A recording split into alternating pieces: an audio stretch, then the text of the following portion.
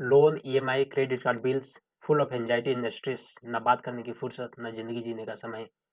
ये सारे सिर्फ शब्द नहीं, लाइफ है बहुत सारे लोगों की, हकीकत है उनकी। ये जो एज ग्रुप है 35 से 45 का, इस एज ग्रुप में आप करियर के पीक में रहते हैं, लेकिन उसके साथ-साथ आपका फैमिली रिस्पॉन्सिबिलिटी भी पूरा रहता है। बच्चों का देखभाल करना, उसका एजुकेशंस, पेरेंट्स का टेक केयर करना, लोन, उसका रिपेमेंट्स करना। इसीलिए इस एज ग्रुप में आपका हर एक फाइनेंशियल डिसीजंस आपके लिए और आपके फैमिली मेंबर्स के लिए बहुत ही इंपॉर्टेंट होता है। आपका एक गलत डिसीजंस और उनकी लाइफ को या तो आबाद कर सकता है या फिर बर्बाद कर सकता है। इसलिए इस वीडियो को पूरा ध्यान से देखना। इस वीडियो में मैं ऐसे आपको 7 पॉइंट्स बताऊंगा कि क्या आपको करना चाहिए अपने पैसे को बेटर तरीके से मैनेज करने के लिए, ताकि आप एक अच्छे और खुशहाल ज़िंदगी जी सकें। हेलो एवरीवन, मेरा नाम कमलेश है और मैं स्वागत करता हूँ आपके अपने चैनल गुड लक फाइनेंस में। तो आइए वीडियो को शुरू करते हैं। Point number 1, review your last 10 years. आप अपने पार्टनर के साथ बैठिए और अपने ज़िंदगी का पिछला 10 सालों को रिव्यू कीजिए। उसमें देखिए कि आपने बहुत सारे ऐसे फाइनेंशियल डिसीजंस लिया होगा जो सही हुआ होगा, बहुत सारे फाइनेंशियल डिसीजन जो गलत हुआ होगा, या कुछ ऐसे होगा जो आपको लेना चाहिए था उस एज ग्रुप में बट आपने नहीं लिया। तो वो सारी चीज़ों को रिव्यू कीजिए।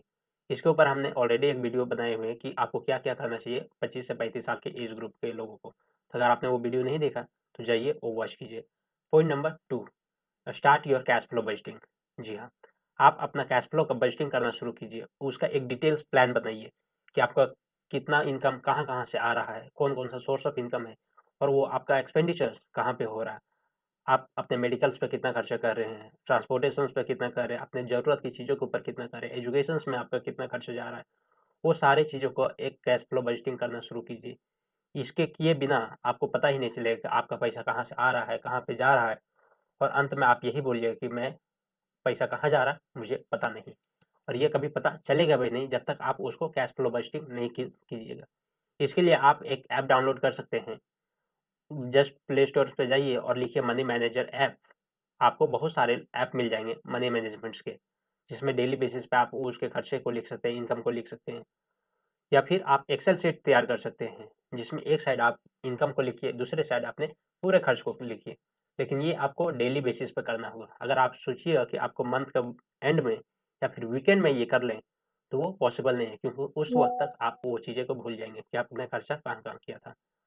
और ये चीज़ें करना बहुत इंपॉर्टेंट है, इसलिए डेली बेसिस पे उसको बजटिंग करना शुरू कीजिए। Point number 3, revisit your protection status.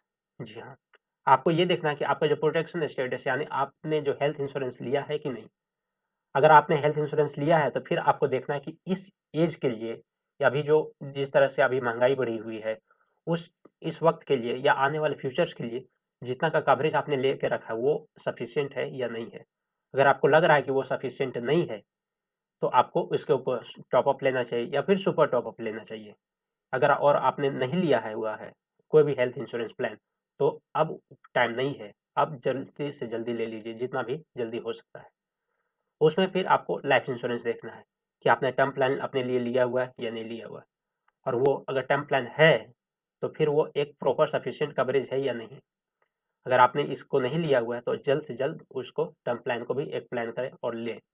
Point number 4, revisit your emergency funds. आपको अपना इमरजेंसी फंड्स को देखना है कि आपने बनाया हुआ है या नहीं। अगर अब तक भी इस एज ग्रुप में आने के बाद भी आपने इमरजेंसी फंड नहीं बनाया, फिर तो ये आपके लिए एक तरह से फाइनेंशियल सुसाइडल है। ये वो सुरक्षा कवच है, ये जब तक है तब तक आपका फाइनेंशियल लाइफस्टाइल ठीक है। जिस दिन खत्म उस दिन आपका फाइनेंशियल लाइफस्टाइल डेंजर में है। इसीलिए अपना इमरजेंसी फंड्स जरूर बनाया अगर नहीं बनाया तो, और अगर बना लिए हैं ऑलरेडी तो फिर उसको एक रिव्यू कीजिए, उसको चेक कीजिए कि अभी के हिसाब से वो इमरजेंसी फंड्स सफिशिएंट है या नहीं। अगर कम लग रहा है तो उसमें फिर एड ऑन्स कीजिए, उसमें और फंड डालिए। और अगर आपको लग रहा है कि ज़्यादा हो गया है तो फिर उसमें से जो पार्ट है, एक्स्ट्रा फंड है, उसको अपने दूसरे इन्वेस्टमेंट्स की तरफ में शिफ्ट कर सकते हैं according to your financial goal. Point number 5, debt managements. Loan आज के टाइम पे बहुत बड़ी समस्या बन गई है। क्यों? क्योंकि लोन हमारे लिए इजीली अवेलेबल है। ये चीज़ें पहले बहुत ज़्यादा उतनी आसानी से नहीं मिलती थी, पहले बहुत ज़्यादा हमें दिक्कत करना फेस करना पड़ता था लोन लेने के लिए, बट आज के डेट में बहुत सारे ऐप्स हैं, बहुत सारे बैंक्स हैं जो ईज़िली हमें लोन दे रही है, और हम वो भी चीज़ों के लिए लोन ले ले रहे हैं जो हमें असल में अभी ज़रूरत ही नहीं है उतना। तो अगर ये चीज़ें आप कर रहे हैं तो उस चीज़ से थोड़ा बचिए। एक्चुअल में लोन खराब नहीं है, लेकिन लोन का जो अमाउंट का यूजेस है वो खराब है। उस अमाउंट को आप कहाँ पे यूज़ करें। अगर आप 10% का रेट ऑफ इंटरेस्ट पे लेकर के लोन आप उससे 14% जनरेट कर पा रहे हैं तो आपके लिए लोन बहुत बढ़िया है।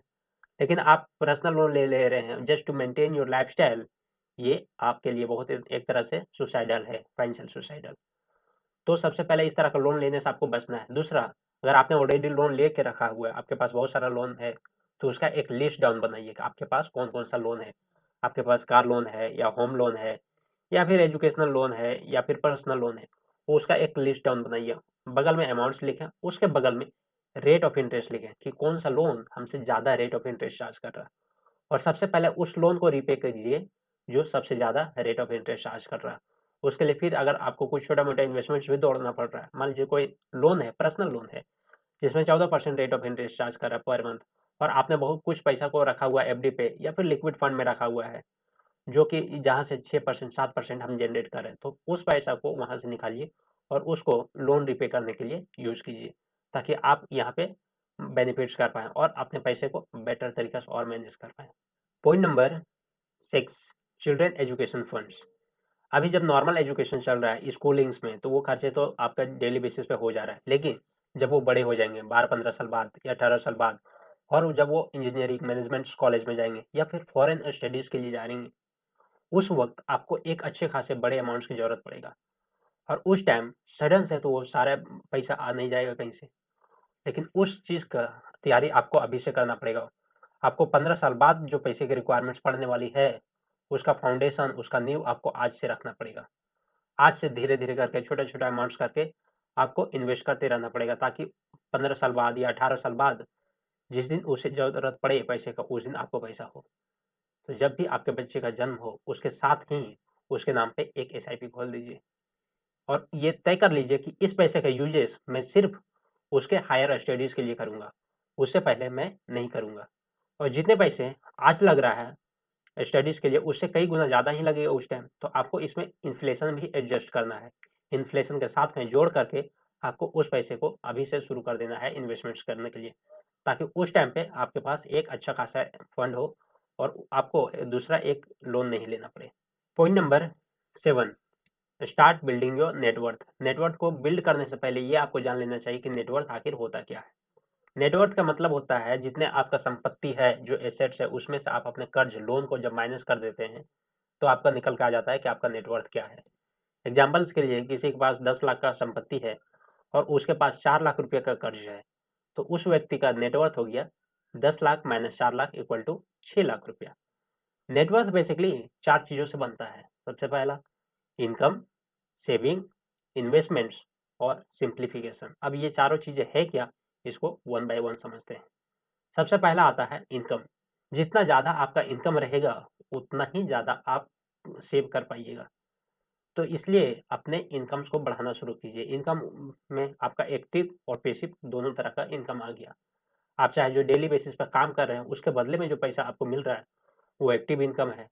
और आपको कुछ ऐसे पैसे मिल रहे हैं जिसके लिए आपको काम नहीं करना पड़ रहा। आपने कुछ एसेट्स बिल्ड कर दिया है। आपने जैसे घर बना करके उसे रेंट पे चढ़ा दिए, तो रेंट इनकम जो आ रहा है, उसके लिए आपको कुछ एक्स्ट्रा मेहनत नहीं करना पड़ रहा है, तो वो आपका हो गया पैसिव इनकम। तो इस तरह का, चाहे वो एक्टिव हो या पैसिव हो, दोनों इनकम को आपको बढ़ाना है। दूसरा चीज़ आ गया सेविंग्स। आज के टाइम में इस एज ग्रुप के लोगों के लिए सेविंग मस्ट है। अब आपके पास चॉइस नहीं हो गया है कि हाँ, पैसा बचेगा तो बचा लेंगे, नहीं बचेगा तो ठीक है। आपके लिए अभी मैंडेटरी है, आपको हर हाल में पैसा बचाना होगा। आप ये नहीं कर सकते हैं कि बचेगा तो ठीक है। तो उसमें आप क्या कर सकते हैं, जितना आपका इनकम आ रहा है, उसमें से पहले सेविंग्स को माइनस कीजिए। एग्जाम्पल्स के लिए, अगर कोई 1 लाख रुपये मंथली कमा रहा है, तो आपको 20% एटलीस्ट आपको सेव करना है। तो 1 लाख में से सबसे पहले आप 20,000 को निकाल दीजिए। उसके बाद जो 80,000 बचे, उसको खर्च करना है। ये नहीं कि पहले जब खर्च करना शुरू करेंगे, उसके बाद जो बचेगा, तो उस तरह से कभी पैसा बचेगा ही नहीं। तीसरा, इन्वेस्टमेंट्स। वो जो बचा हुआ पैसा है, जो सेविंग्स की, उसको इन्वेस्ट करें, ताकि फर्दर आप वो एक पैसिव इनकम जनरेट कर सकें वहाँ से, जो आपका अलग-अलग कामों के लिए यूज़ हो सकता है। चाहे आपका बच्चे को पढ़ाई के लिए यूज़ हो सकता है, आपका रिटायरमेंट प्लानिंग के लिए यूज़ हो सकता है, या फिर आपको कुछ एसेट्स खरीदना है, कुछ शौक है, आपको फॉरेन ट्रिप जाना है, या फिर कुछ गाड़ी खरीदना है, वो उसमें यूज हो सकता है। आज जो पैसा इन्वेस्ट कर रहे हैं, कल जा कर के यही आपको एक पैसिव इनकम देगा। और लास्ट है सिंप्लीफिकेशंस। ज़्यादातर लोग ये समझते हैं कि सिर्फ पैसे कमाने से आप दौलत बना सकते हैं या फिर आप मिलीनियर बन सकते हैं, लेकिन ऐसा नहीं है। उसके साथ में आपको एक सिंपल लाइफ भी जीना होगा, जहाँ पे आपको खर्च को कम करना पड़ेगा। तो जब आप दोनों तरीक़ा से करेंगे, जब आप अपना इनकम को बढ़ाएँगे और खर्च को घटाएँगे, तो ये जो बीच का गैप है वो बढ़ता चला जाएगा और यही आपका एक इन्वेस्टमेंट तैयार करेगा, ये आपका सेविंग्स बढ़ता चला जाएगा। तो जितना ज़्यादा आपका सेविंग्स होगा उतना ज़्यादा इन्वेस्टमेंट होगा, जितना ज़्यादा इन्वेस्टमेंट्स होगा उतना ज़्यादा पैसिव इनकम होगा और फिर आपको एक्टिवली डेली बेसिस पे काम नहीं करना पड़ेगा। नहीं तो अगर आप पैसिव इनकम के ऊपर ध्यान नहीं कीजिए तो फिर आपको अपने ज़िंदगी का आखिरी सांस तक काम करना पड़ेगा, क्योंकि जब तक आप काम कर रहे हैं तभी तक आपको पैसा मिल रहा है। जिस दिन काम करना बंद, उस दिन पैसा आना बंद, और इस तरह आपकी ज़िंदगी का आखिरी सांस तक काम करना पड़ेगा। तो वो काम हमें नहीं करना पड़े, इसीलिए आज से आपको शुरू करना है अपने एसेट्स को बिल्ड करने के लिए, अपने नेटवर्थ को बिल्ड करने के लिए, ताकि आपको बिना काम किए भी वो पैसा मिल सके। ये सारी चीज़ें तो मैंने आपको बता दी। अब आपको 2 काम करने हैं। सबसे पहला आपको एक बजटिंग बनाना है, एक प्रॉपर बजट बनाइए और हर एक ट्रांज़ैक्शंस को रिकॉर्ड कीजिए, उसे ट्रैक कीजिए कि आपका इनकम कहाँ से हो रहा है और आपके खर्चे कहाँ-कहाँ पे हो रहे हैं। दूसरा काम जो आपको करना है कि आपको अपना फाइनेंशियल प्लानिंग को रेगुलर बेसिस पे रिव्यू करते रहना है, हर साल 6 महीने में और उसे रिव्यू करना है। चूँकि ज़िंदगी बदल रही है, इसलिए आपका फाइनेंशियल प्लान भी बदलता रहेगा। ऐसा नहीं है कि आज आपने एक प्लान बना दिया और वो ज़िंदगी भर चलेगा, ऐसा नहीं होता है। और फिर उसी के अकॉर्डिंग टाइम टू टाइम अपने रिस्क एपेटाइट और टाइम हॉरिज़न्स के अकॉर्डिंग आप एसेट्स को एलोकेट करते रह जाइए कि कौन से एसेट्स में कितना इन्वेस्ट करना है, किसमें नहीं करना है। Health insurance, term plan, emergency fund, ये सारे के ऊपर डिटेल्स वीडियो अपलोडेड है इसी चैनल पे। अगर आपने वो सारे वीडियोस नहीं देखा तो जाइए वॉच कीजिए, सो दैट आप अपने लिए एक बेटर फाइनेंशियल प्लानिंग बना सकते हैं उसके हेल्प से। आज के लिए इतना ही, मिलते हैं अगले वीडियो में। तब तक आप इस वीडियो को हर एक उस लोगों को शेयर करें जिसका एज 35 से 45 के आसपास में होने वाला है या है। आपने अपना कीमती वक्त दिया, इसके लिए बहुत बहुत धन्यवाद। नमस्कार, जय हिंद।